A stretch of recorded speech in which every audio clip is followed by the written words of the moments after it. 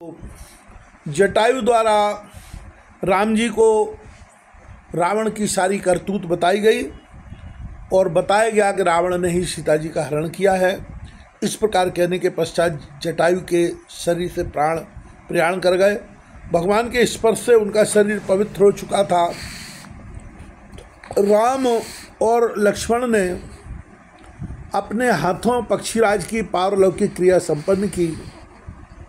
तदनंतर वे वहाँ से आगे बढ़े। फिर उन्होंने कबंध को मारकर उसका सांप से उद्धार किया। कबंध के प्रस्ताव पर ही सुग्रीव से राघवेंद्र की मित्रता हुई। वीरवर बाली भगवान के हाथ स्वर्ग सिधार गया। कार्य साधन कराने की आज्ञा से श्री राम ने किष्किंधा का वह उत्तम राज्य सुग्रीव को सौंप दिया। वहीं लक्ष्मण सहित भगवान राम बहुत समय तक ठहरे रहे। रावण द्वारा हरी गई प्रेयसी सीता के विषय में उनका चित्त सदा चिंतित रहता था।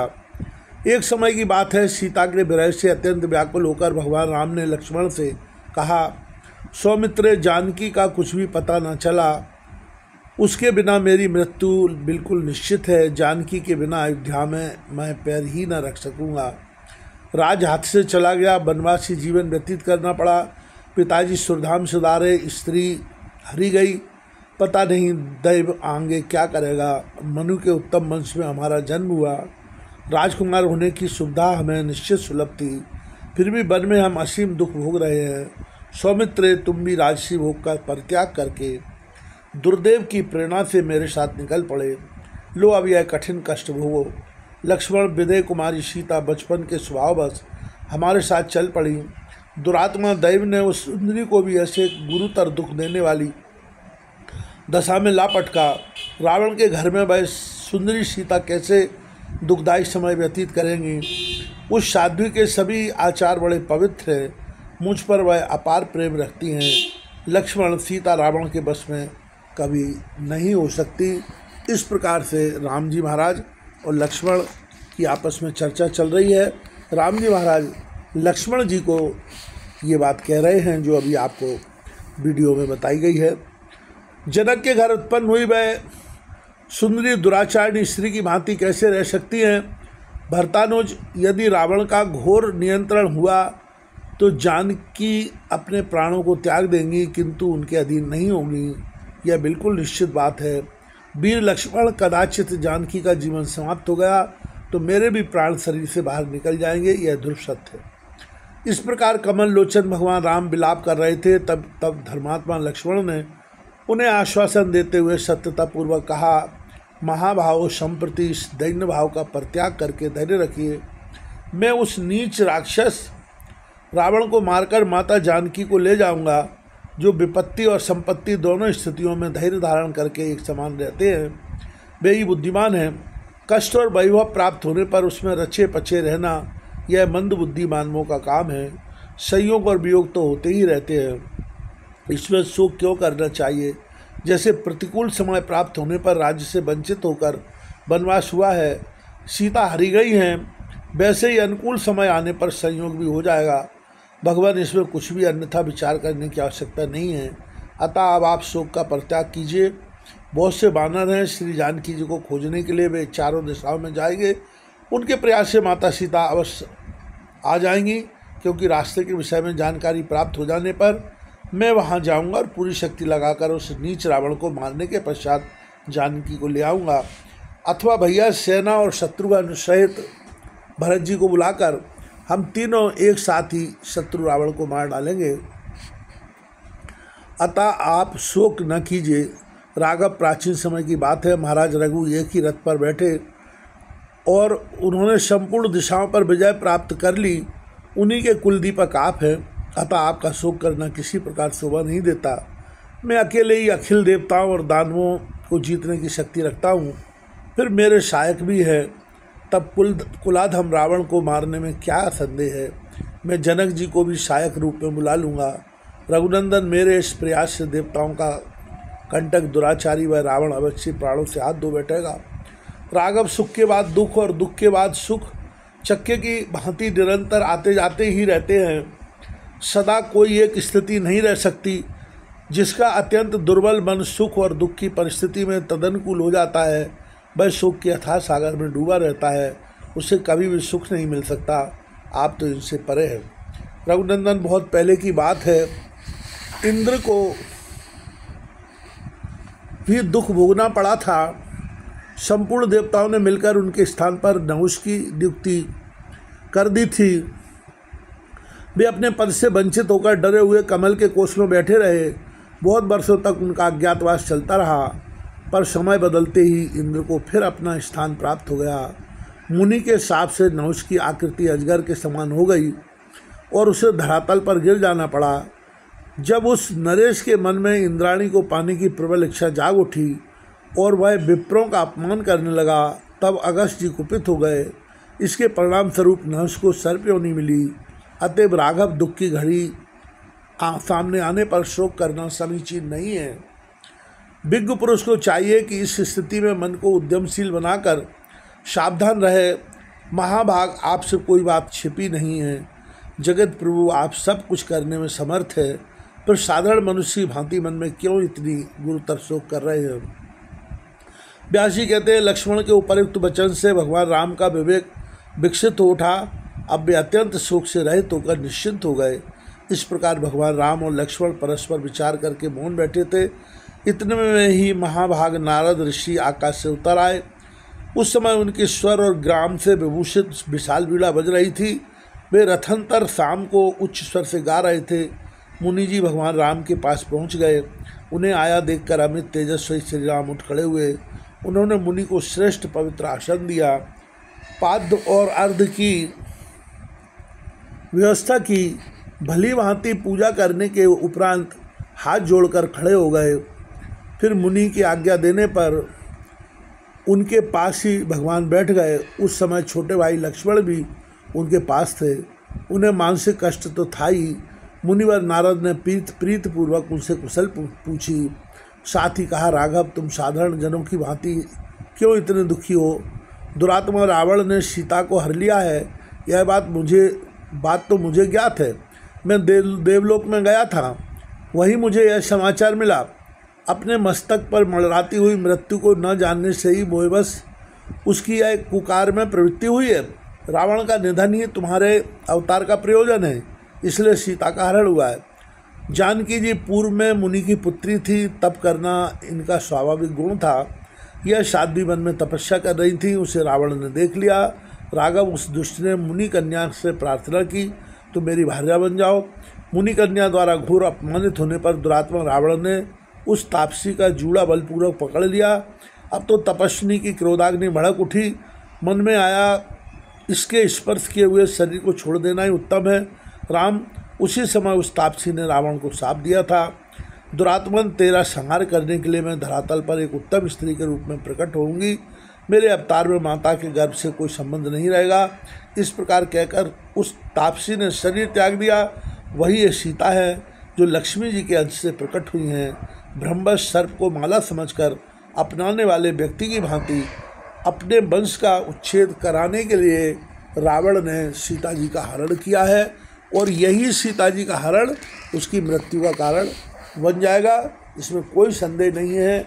ऐसा नारद जी जो है वो भगवान राम को कह रहे हैं। और आगे कहते हैं कि रावण ने इनको हरा है।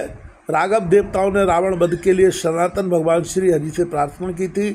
परिणाम स्वरूप रघुकुल में तुम्हारे रूप में श्री हरि का प्रकट हुआ है। महाभाव, धैर्य रखो। सदा धर्म में तत्पर रहने वाली साध्वी सीता किसके बस में नहीं हो सकती। उनका मन निरंतर तुम्हारे ध्यान में संलग्न है। सीता के पीने के लिए स्वयं इंद्र एक पात्र में रखकर कामधेनु का दूध भेजते हैं, और उस अमृत के समान मधुर दूध को वे पीती हैं। कमल पत्र के समान विशाल नेत्र वाली सीता को स्वर्गीय सुरभि गौ का दुग्धपान करने से भूख और प्यास का किंचित मात्र भी कष्ट नहीं है। यह स्वयं मैंने देखा है। राघव, अब मैं रावण वध का उपाय बताता हूँ। इस आश्विन महीने में तुम श्रद्धापूर्वक नवरात्र का अनुष्ठान करने में लग जाओ। राम नवरात्र में उपवास, भगवती का आराधन तथा सविधि जप और होम संपूर्ण सिद्धियों का दान करने वाले हैं। बहुत पहले ब्रह्मा, विष्णु, महेश और स्वर्गवासी इंद्र तक इस नवरात्र का अनुष्ठान कर चुके हैं। राम, तुम सुखपूर्वक यह पवित्र नवरात्र व्रत करो किसी कठिन परिस्थिति में पड़ने पर पुरुष को यह व्रत अवश्य करना चाहिए। राघव, विश्वामित्र, भृगु, वशिष्ठ और कश्यप द्वारा इस व्रत का अनुष्ठान हो चुका है, यह निश्चित बात है। अतएव राजेंद्र, तुम रावण वध के निमित्त इस व्रत का अनुष्ठान अवश्य करो। वृत्तासुर का वध करने के लिए इंद्र तथा त्रिपुर वध के लिए भगवान शंकर भी इस सर्वोत्कृष्ट व्रत का अनुष्ठान कर चुके हैं। महामते, मधु को मारने के लिए भगवान श्री हरि ने सुमेरगिरी पर यह व्रत किया था। अतएव राघव, सावधानी पूर्वक विधि के साथ तुम्हें भी वह व्रत अवश्य करना चाहिए। भगवान राम ने पूछा, दयानिधे, आप सर्वज्ञान संपन्न हैं, विधि पूर्वक यह बताने की कृपा करें कि वे कौन है देवी, उनका क्या प्रभाव है, वे कहाँ से अवतरित हुई हैं तथा उन्हें किस नाम से संबोधित किया जाता है। नारद जी बोले, राम सुनो, वह देवी आद्या शक्ति है, सदा सर्वदा विराजमान रहती हैं। उनकी कृपा से संपूर्ण कामनाएं सिद्ध हो जाती हैं। आराधना करने पर दुखों को दूर करना उनका स्वाभाविक गुण है। रघुनंदन, ब्रह्मा प्रभृति संपूर्ण प्राणियों की निमित्त कारण वही है। उस शक्ति के बिना कोई भी हिलडुल तक नहीं सकता। मेरे पिता ब्रह्मा सृष्टि करते हैं, विष्णु पालन करते हैं और शंकर संहार करते हैं। इनमें जो मंगलमयी शक्ति भाषित होती है वही यह देवी है। त्रिलोकी में जो सत असत कहीं कोई भी वस्तु सत्तात्मक रूप से विराजमान है, उसकी उत्पत्ति में निमित्त कारण इस देवी के अतिरिक्त और कौन हो सकता है। जिस समय किसी की भी सत्ता नहीं थी, उस समय भी इस प्रकृति शक्ति देवी का परिपूर्ण विग्रह विराजमान था। इसी की शक्ति से एक पुरुष प्रकट हुआ है और उसके साथ यह आनंद में निमग्न रहती है। यह युग के आरंभ की बात है। उस समय यह कल्याणी निर्गुण कहलाती हैं। उसके बाद यह देवी सगुण रूप से विराजमान होकर तीनों लोकों की सृष्टि करती हैं। इनके द्वारा सर्वप्रथम ब्रह्मा आदि देवताओं का सृजन और उनमें शक्ति का आधान होता है। इस देवी के विषय में जानकारी प्राप्त हो जाने पर आगे नारद जी समझाते हुए कहते हैं, प्राणी जन्म मरण रूपी संसार बंधन से मुक्त हो जाता है। इस देवी को जानना परम आवश्यक है। वेद इसके बाद प्रकट हुए हैं, अर्थात वेदों की रचना करने का श्रेय इसी को है। ब्रह्मा आदि महानुभावों ने गुण और कर्म के भेद से इस देवी के अनंत नाम बतलाए हैं और वैसे ही कल्पना भी की है। मैं कहाँ तक वर्णन करूँ। रघुनंदन, आकार से छाकार पर्यंत जितने वर्ण और स्वर प्रयुक्त हुए हैं, उनके द्वारा भगवती के असंख्य नामों का ही संकलन होता है। भगवान राम ने कहा, विप्रवर, आप इस व्रत की संक्षिप्त विधि बतलाने की कृपा करें, क्योंकि अब मैं प्रीतिपूर्वक श्री देवी की उपासना करना चाहता हूँ। श्री नारद जी बोले, राम, समतल भूमि पर एक सिंहासन रखकर उस पर भगवती जगदम्बा को पधराओ और 9 रात तक उपवास करते हुए उनकी आराधना करो। पूजा सविधि होनी चाहिए। राजन, मैं इस कार्य में आचार्य का काम करूँगा, क्योंकि देवताओं का कार्य शीघ्र ही सिद्ध हो, इसके लिए मेरे मन में प्रबल उत्साह हो रहा है।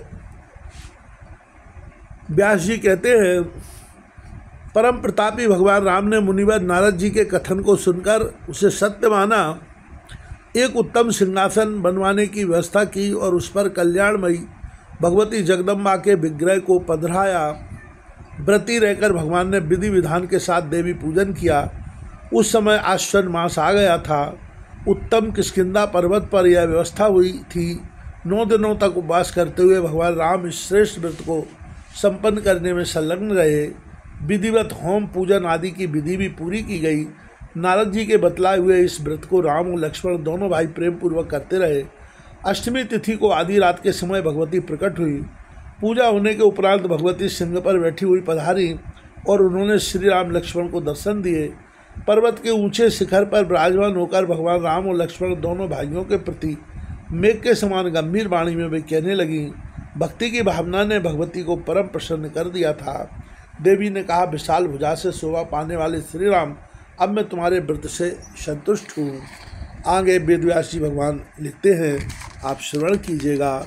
यह देवी भागवत का प्रसंग आपको श्रवण कराया जा रहा है। आगे कहते हैं कि जो तुम्हारे मन में हो वह अभिलषित वर मुझे मांग लो, मुझसे मांग लो। तुम भगवान नारायण के अंश से प्रकट हुए हो। मनु के पावन वंश में तुम्हारा अवतार हुआ है। रावण वध के लिए देवताओं के प्रार्थना करने पर ही तुम अवतरित हुए हो। इसके पूर्व भी मत्स्य अवतार धारण करके तुमने भयंकर राक्षस का संहार किया था। उस समय देवताओं का हित करने की इच्छा से तुमने वेदों की रक्षा की थी। फिर कच्छप रूप से प्रकट होकर मंदराचल को पीठ पर धारण किया।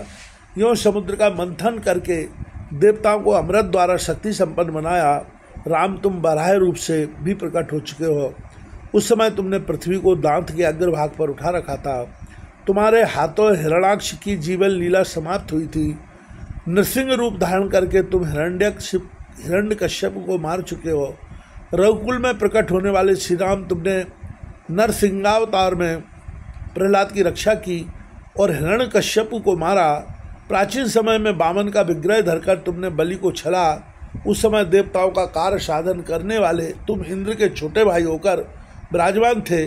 भगवान विष्णु के अंश से प्रकट होकर जमदग्नि के पुत्र होने का अवसर तुम्हें प्राप्त हुआ। उस अवतार में क्षत्रियों को मारकर तुमने पृथ्वी विप्रों को दान कर दी। रघुनंदन, उसी प्रकार इस समय तुम राजा दशरथ के यहाँ पुत्र रूप से प्रकट हुए हो। तो अवतार लेने के लिए संपूर्ण देवताओं ने प्रार्थना की थी, क्योंकि उन्हें रावण महान कष्ट दे रहा था। राजन, अत्यंत बलशाली ये सभी वानर देवताओं के ही अंश है। ये तुम्हारे सहायक होंगे। इन सब में मेरी शक्ति निहित है। अनग, तुम्हारा यह छोटा भाई लक्ष्मण शेषनाग का अवतार है। रावण के पुत्र मेघनाथ को यह अवश्य मार डालेगा। इस विषय में तुम्हें कुछ भी संदेह नहीं करना चाहिए। अब तुम्हारा परम कर्तव्य है, इस बसंत ऋतु के नवरात्र में असीम श्रद्धा के साथ उपवास में तत्पर हो जाओ। तदनंतर पापी रावण को मारकर सुखपूर्वक राज्य भोगो। 11,000 वर्षों तक धरातल पर तुम्हारा राज्य स्थिर रहेगा। राघवेंद्र, राज्य भोगने के पश्चात तुम पुनः अपने परम धाम को सुधारोगे। व्यास जी कहते हैं, इस प्रकार कहकर भगवती अंतर्ध्यान हो गई। भगवान राम के मन में प्रसन्नता की सीमा न रही। नवरात्र व्रत समाप्त करके दशमी के दिन भगवान राम ने यात्रा कर दी। प्रस्थान के पूर्व विजयादशमी की पूजा का कार्य संपन्न किया। जानकी वल्लभ भगवान श्री राम की कीर्ति जगत प्रसिद्ध है। वे पूर्ण काम है। प्रकट होकर परम शक्ति की प्रेरणा करने पर सुग्रीव के साथ श्री राम समुद्र के तट पर गए। साथ में लक्ष्मण जी थे। फिर समुद्र में पुल बांधने की व्यवस्था करके देव शत्रु रावण का वध किया। जो मनुष्य भक्तिपूर्वक देवी के इस उत्तम चरित्र का श्रवण करता है, उसे प्रचुर भोग भोगने के पश्चात परम पद की उपलब्धि होती है। श्री सद्गुरु।